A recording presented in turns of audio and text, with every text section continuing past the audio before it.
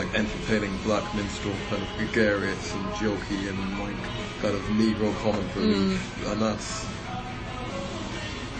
problematic as much as I hate that word. Yeah. But yeah. So do you sometimes find that you're seen as, or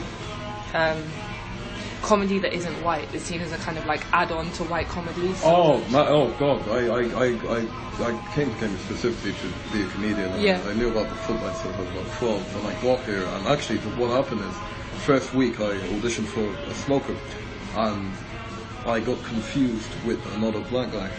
They basically, there was no excuse for it, because this was some like dark-skinned guy who looked nothing like me, and they just confused me. And this black guy basically said he compared black women to Marmite. And I basically got an email from the Footlights saying, "Oh, we found this like really bad." And I said, "Yeah, my set didn't even contain anything racial. That's really irritating to me that you've confused me with it." And I got no response. Really? And then only a year later, I happened to run into the president of the Footlights. It was like last month, and she was like, "Oh, some guy mixed you up." And, you know, terribly sorry about it, but it really was really fucking irritating. Yeah. I stayed away from the Footlights for a long time because of it. Yeah. And then I think, and I don't believe in tokenism. I don't believe in just, you know, I believe in meritocracy and putting people in on their own merit. But objectively, well, not objectively, but okay, very subjectively rather. Yeah. I think the Footlights definitely privileges a stale kind of 40-year-old Richard Kersey style comedy that's predominantly like upper middle class and white. Yeah. I think it is basically an avenue for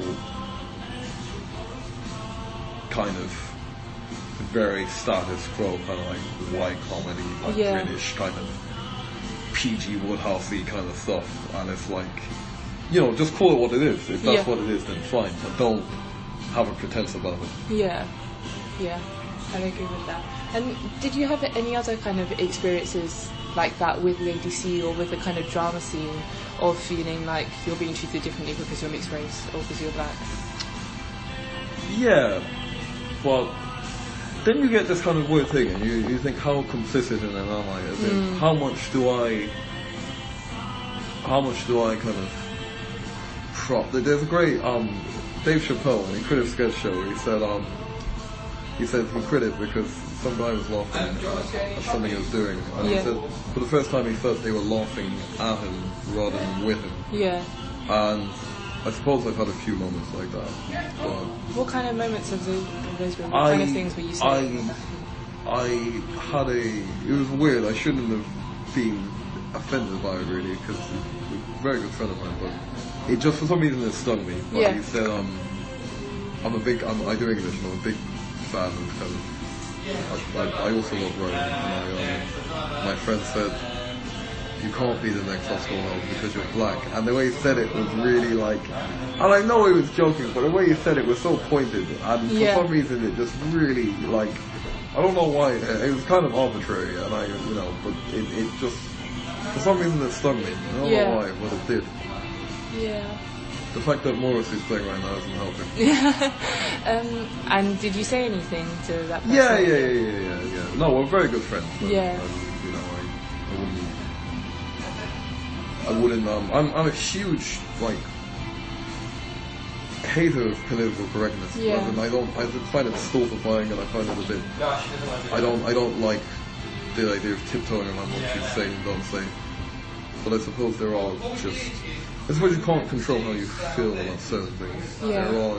People have weird sensitivities, and I think it's important to recognize when people have malicious intent when they don't. Although even then, sometimes things don't. That's just life, I suppose.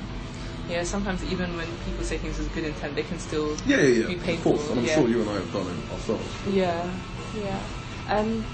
And so you mentioned a little bit before about kind of the class element of Cambridge, and like how the humour focuses on upper class on things and upper class things, and how in the supervision often it's middle class voices, upper class voices that are privileged. Could you tell me a bit more about how you think class operates in Cambridge and where you see yourself in that picture? Oh, I think it massively plays a part. And it's something that can't really be regulated against. It has ways of codifying yourself and enforcing yourself. You know, you have varsity and you have made balls. And I'm not opposed to any of those things. You know? By varsity, do you mean the ski trip? Yeah, yeah. You have things which, you know, poor students wouldn't be able to afford. And it's like... But more importantly, I think what you find is people tend to gravitate towards people who came to this, especially in London. You have this hegemony of kind of London schools. Yeah. You know, you have like Eton and Winchester and Haberdashers and Harrow and whatever. And you find, and like at Malden, it's quite a posh college, I suppose. You do find people gravitating clusters of, and wealth is seen as being a signifier of some kind of positive attribute. Yeah. So. No, I think people definitely cluster by class. Yeah.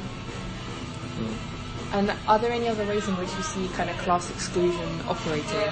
So you talked about supervision, people clustering together. Well, I think the union is an excellent example. Yeah, tell me about that.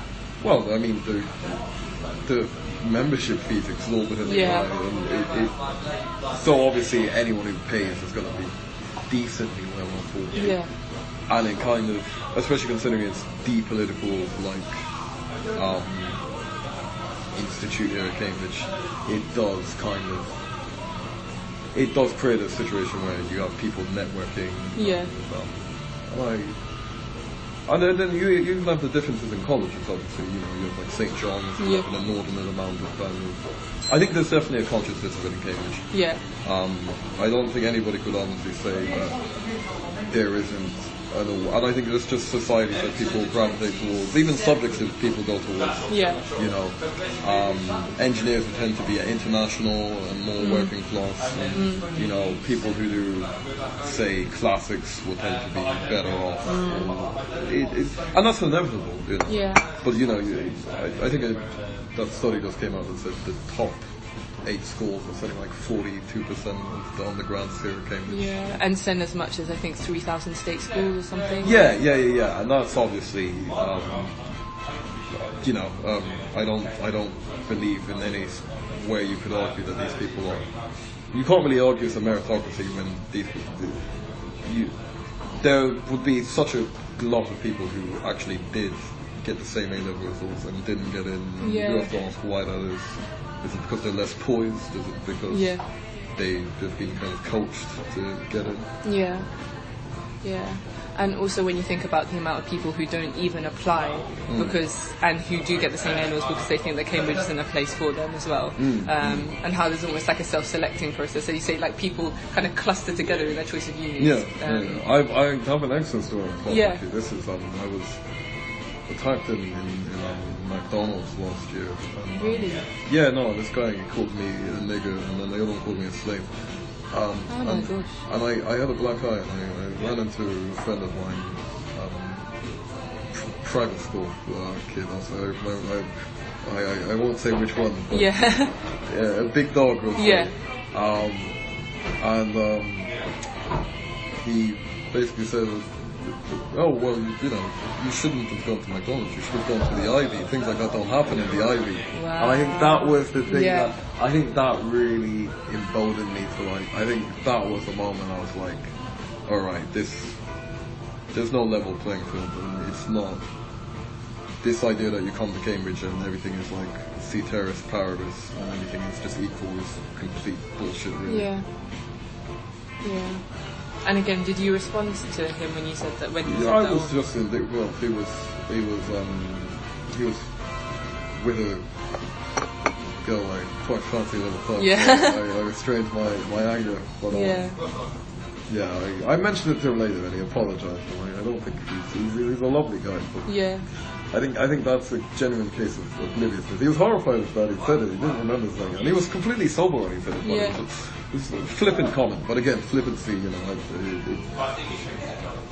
I think it was because it was the day after, and I still had the black eye. I was pissed off by it. But, I think it's interesting because often is in those like flippant remarks, those kind of offhand remarks, which almost like reveal there's a kernel of truth. Assumptions. There's a kernel of truth in almost every joke. The kind of things that people take for granted. Definitely. And okay, this is quite